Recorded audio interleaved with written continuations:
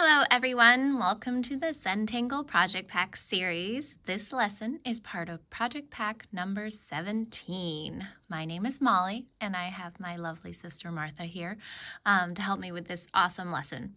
We are already on the third lesson in this series. If you haven't caught on yet, we're doing some kaleidoscoping fun, but I think you probably have. Just a couple of things here. We recommend watching the Project Pack number 17 introduction video prior to this particular video. The videos in this particular series are sequential, so we recommend watching them in order. So we're on the third lesson. You would have wanted to do the first and second lessons before this video. If you don't have the Project Pack materials, in our introduction video is a really great way for you to follow along with sort of alternative materials, and that'll all make sense once you watch that. So hopefully you're joining us regardless with all kinds of stuff. Maybe you have these really cool 3Z tiles, and maybe you have just a surface with a cool string that you're working on. And as you probably know, if you've already watched the other two videos, you really just want to fill in your spaces with whatever it is we're doing on our 3Z tiles. So I'm ready to go. I hope you guys are ready to go. I have my materials right here, my Project Pack 17 stuff. I've already taken my tools out. I'm going to be using most of the tools that I had in my envelope, so I have those all out.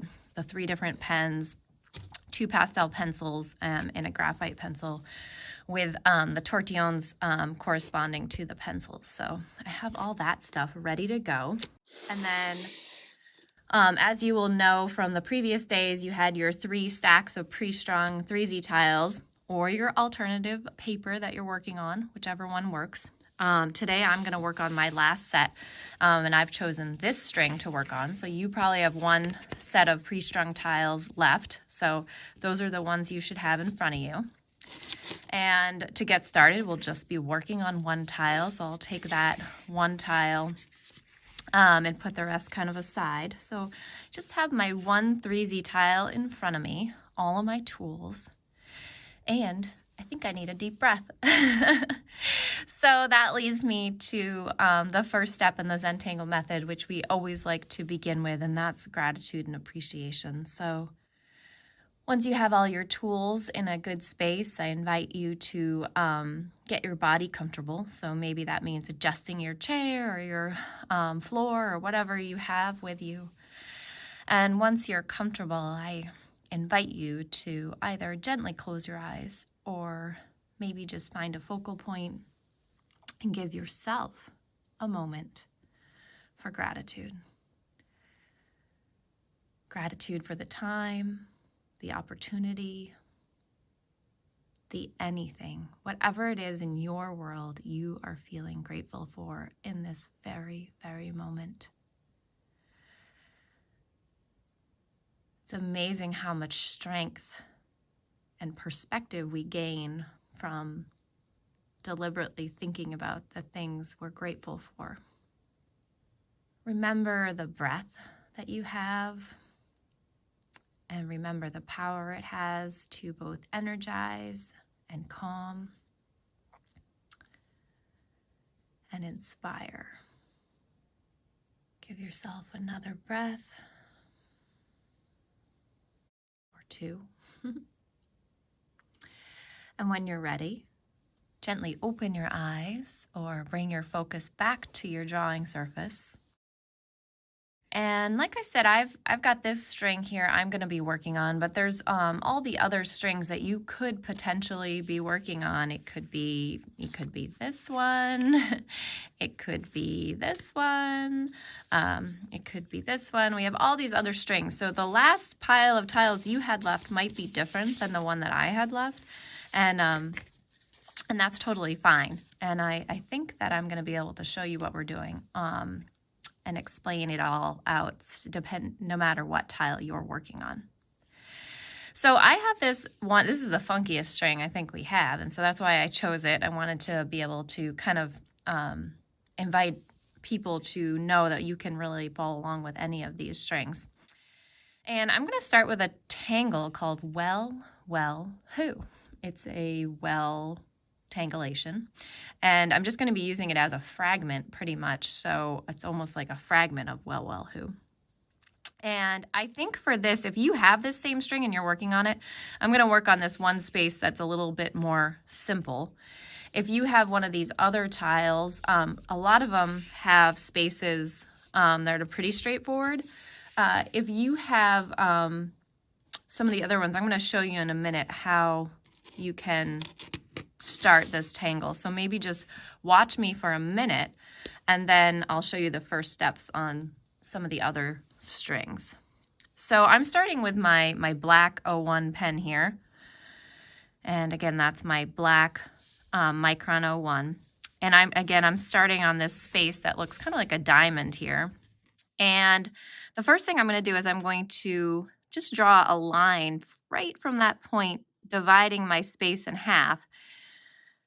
And you would be doing that on any of the spaces you're working on. So if your space is a little bit different, you're still going to be drawing a line from the tippity top point in the center down to the point here. And I'll show you in a second how that looks on some of the other strings. And then I'm going to draw a orb right in the corner here. And another orb in the corner over here. And then I'm going to do a simple inner aura and fill it in. Inner aura and fill it in.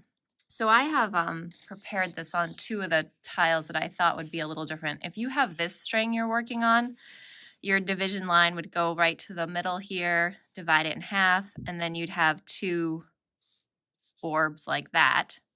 And then the other one that's a little bit different that might stump you is this one. So again, divide it in half and have your two orbs like so.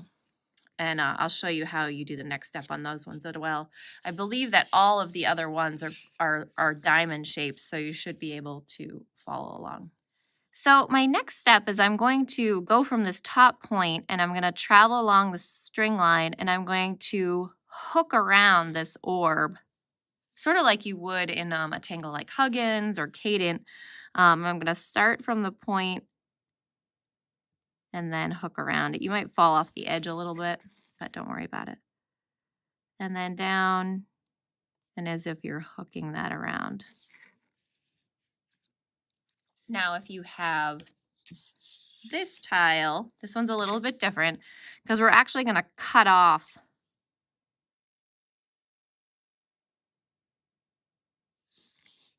a part of that string. So it's a little bit different. You're not following the string line, you're kind of cutting it off. So it looks something like that. And then the other funky one, just so you guys don't, it's a little more straightforward. Goes, and this is almost like a T, but I'm going to do it from the center anyway, even though you could do it in one stroke. Something like that. And like I said, the other strings, I think you should be able to follow along. They're all kind of like these diamond shapes. Even if they're a little wonky, you still have this center point, then following along. All right, next step. We're going to, again, sort of follow like as if you were doing Huggins. You're going to take off and land from this orb and then the same gradually land on this center line to the bottom. So let's try this side first. And again, watch before you follow along. So I want to allow a little bit of time to like, almost like landing a plane here. And this one goes the opposite around that orb. And again, we'll meet. So I'm going in, meeting on the line, tracing over to the bottom. A beautiful little shape there. Now I'm going to show you on those other two shapes, just so you know. So this one is kind of the same as that last one, but we'll do it anyway, just so you can see how we do it. Again, you're tracing over that orb a little bit and landing here, tracing over this orb and landing here. And there we go. It's like this gradual landing. Subtle, but it really adds to the design there. And then in this one, same thing. So this is, I'm just sampling out some of these different ones. You obviously only have one to worry about. So just focus on the one you have. So back to the original one I'm working on. So I have this fun little shape. It's kind of this diamond shape with a little bit of interest. We have these orbs. So I'm going to add a detail here. It's sort of like a little crescent moony where I'm going to add that ladybug shape to the inside of that line.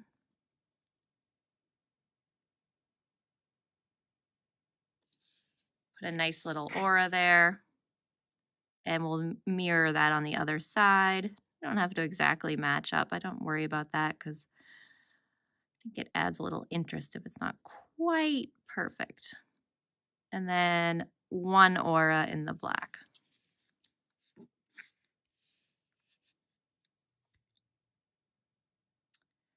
All right, I'm going to cap my black pen now.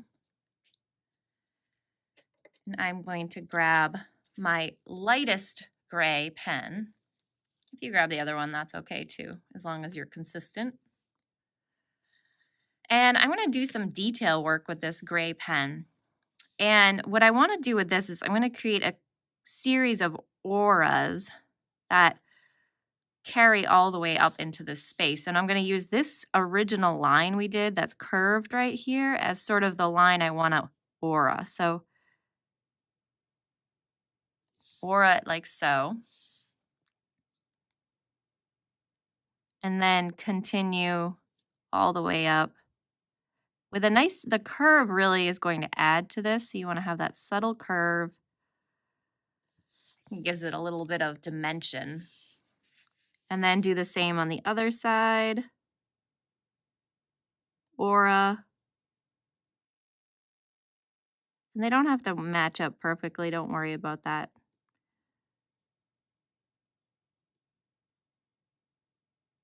Almost makes it look like a folded piece of paper or something. It's rising above a little bit. So cool. I love that detail. I love these gray pens. It's like a subtle way to add dimension. Now I'm going to go in this white space here, and I am going to add some radiating lines coming off in the other direction. All of these are subtle, these subtle lines can be altered to change. So if you like look at this and you're like, I love what she's doing, but I might try it this way. So look closely at these lines. I'm doing a double line. I'm kind of like, I'm doing it twice to make the line a little fatter. But you could do a thin one and see what happens. Nice, really radiating lines coming off that crescent moon type thing.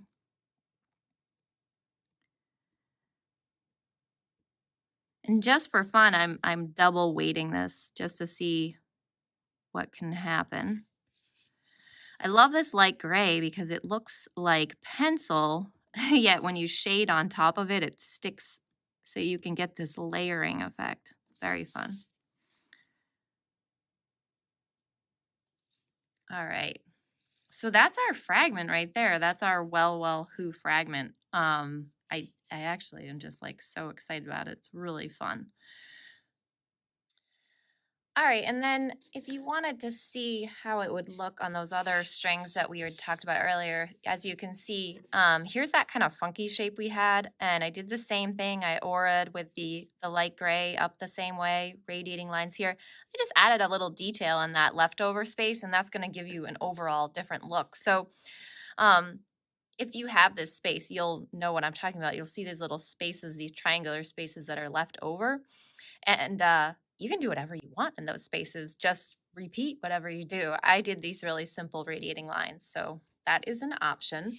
And then on this tinier space that some of you might be working on, it's a little bit simpler, but again, it's going to add to your overall composition when we add the other tangles. But this is a fairly straightforward aura, the same way we did the one I was working on, and then radiating lines underneath.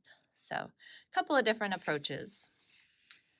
So here's our who. I think we should add a little shading to it. And I'm going to just start with my graphite pencil.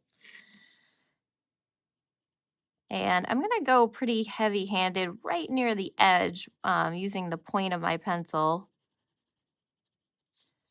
And then another line right near the center here.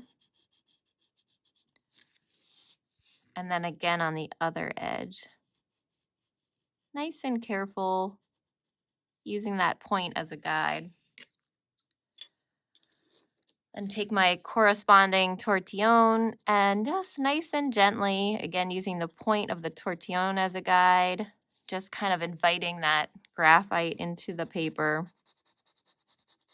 You want to leave that white space in the middle, that's your highlight there, so be careful to just work the edges.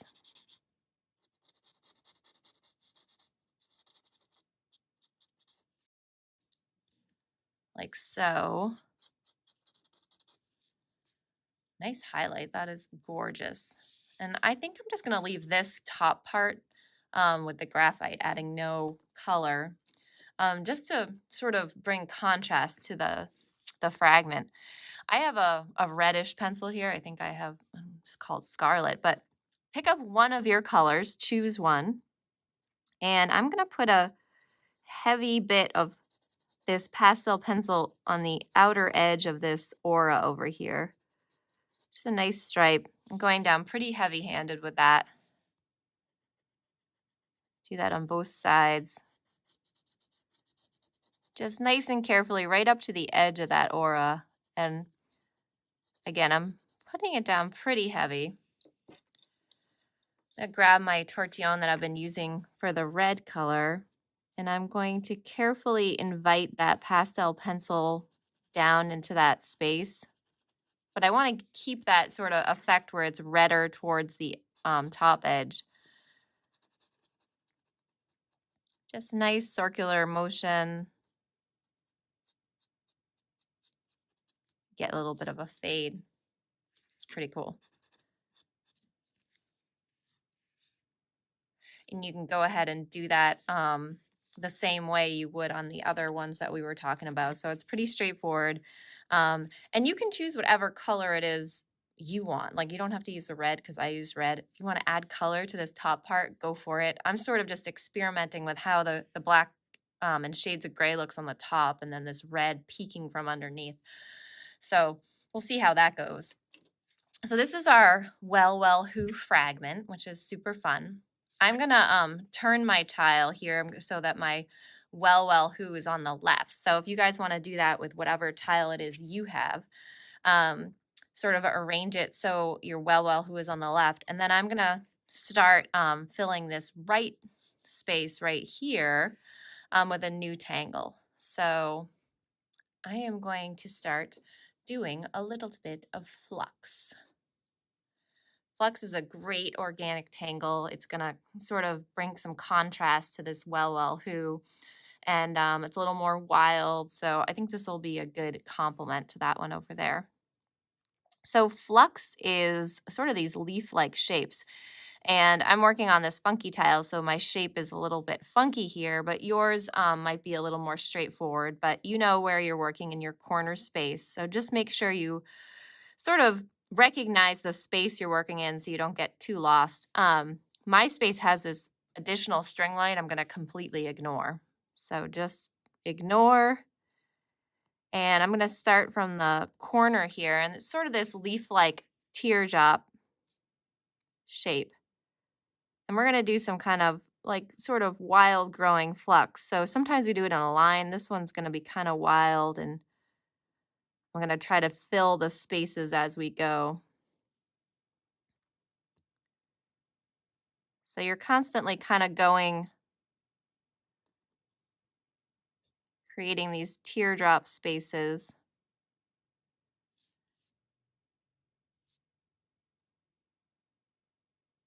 They can vary in size. You maybe want to ink in the little spaces between. Don't hesitate to sort of what we call redefine the line. It shapes, reshapes, sort of sculpts the lines you have. I do it constantly.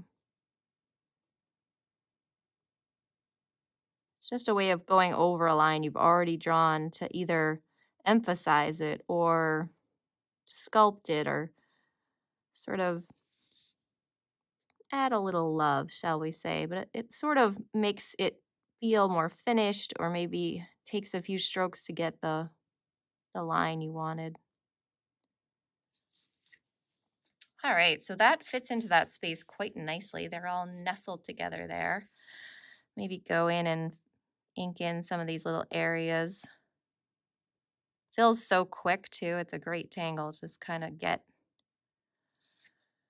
a whole space covered in a short amount of time. And then I'm going to use this light gray. I keep coming back to it because I'm sort of really enjoying it. And I'm going to put a little, just like a spine in, or a vein, I don't know what you want to call it, in each one of these petals. Oh, I love that. That's going to be like very floral. I'm enjoying that. So that was quick. Your space might be a little bigger, might fill a little differently. And just feel free to vary the shapes of those leaves and let them kind of flow and grow in kind of wild spaces. So don't be afraid to explore how that can go. And if you go over this edge line a little bit, that might be kind of exciting. Just don't go too crazy, because you want to sort of keep this shape, but a little bit over the edge adds a little nice energy. And I am going to add just a little bit of color to this one. And this time I have this purplish color I'm going to be playing with. So I'm going to just play with adding purple right to the bottom of these leaf shapes. I'm going to see what happens with that. Nice deep bit. Almost like in the kaleidoscope, these little bits of glass or pigments just dropping in the bottom here.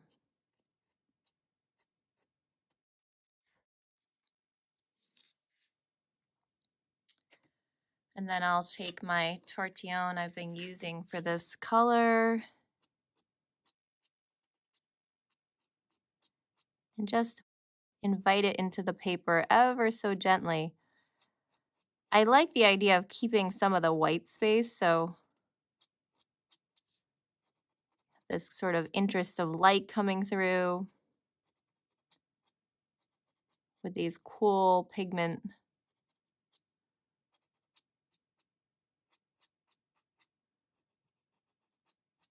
Just taking your time. You know, when we do these project packs, these are on videos, and that means you can do these at your own pace. So don't feel like you have to get it all done in one session. This is your work, your time, your space. So please, please enjoy them at your own pace. Don't feel like you need to rush through them. All right. Oh, that's really pretty. Excited about that. Awesome. So that's my flux here, and I think that's pretty fun. So I'm going to hand this tile off to my sister to show you one more cool tangle to finish off the corners on this one tile. So here you go, Martha. Thank you, Molly. This is a beautiful tile so far, and I'm excited to collaborate with you and add a little something to it. These tangles look so good, so interesting how they can morph and adapt to any string that's in front of them. I am going to fill in this last corner here with a tangle called Ravel. I'm going to start by just putting down an initial stem like this, and then these beautiful aura lines grow from tip to bottom to create like a pod or a leaf. And then I'm going to change my direction a little bit and have another one grow here right into this one. Again, just tip to bottom, and where they hit the pod that's already there, you can see these lines will fall behind and already giving it sort of a layered effect. There's no rhyme or reason really where you want to put these little pods, and you'll notice that I'm purposely making my lines a little curved, not perfectly straight.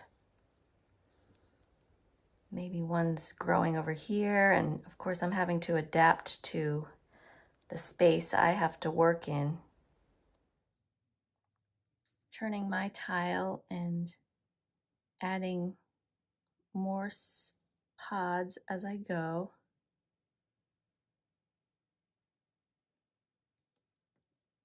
Stretching.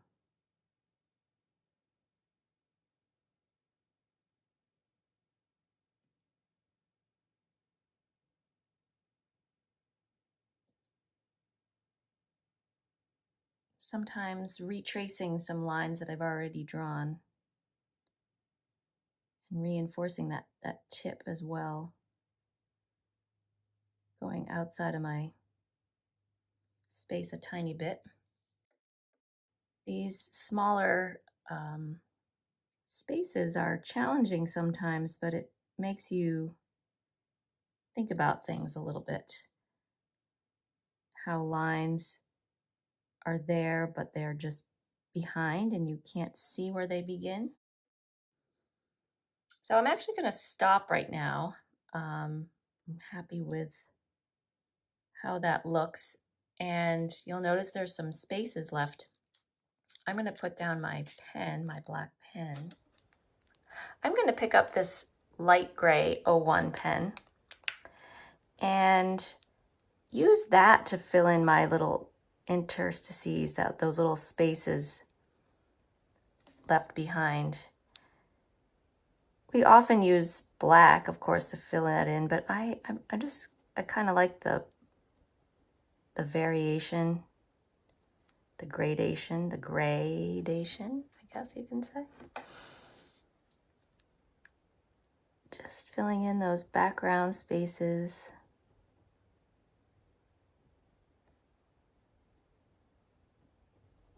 Adding another layer.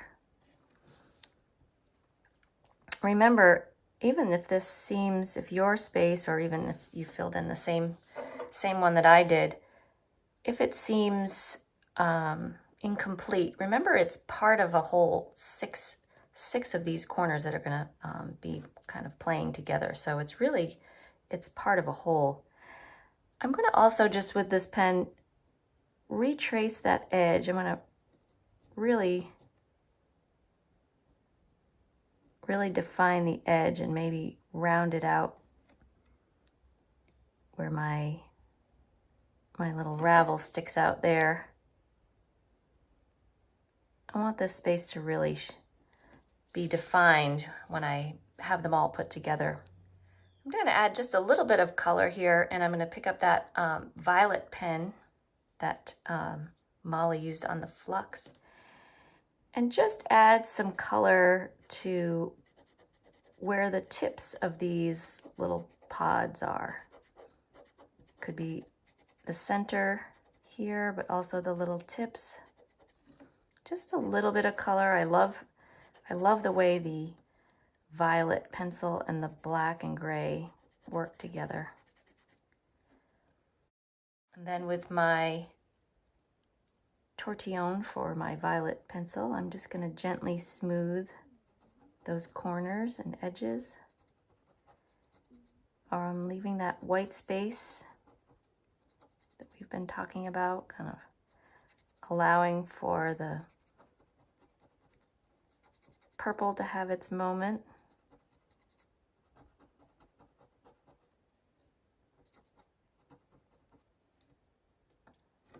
There. It's a lovely little composition, I think. And I think I'm going to hand it back to Molly, and she's been working on finishing all the corners of all 6 triangle tiles, and we will put them all together.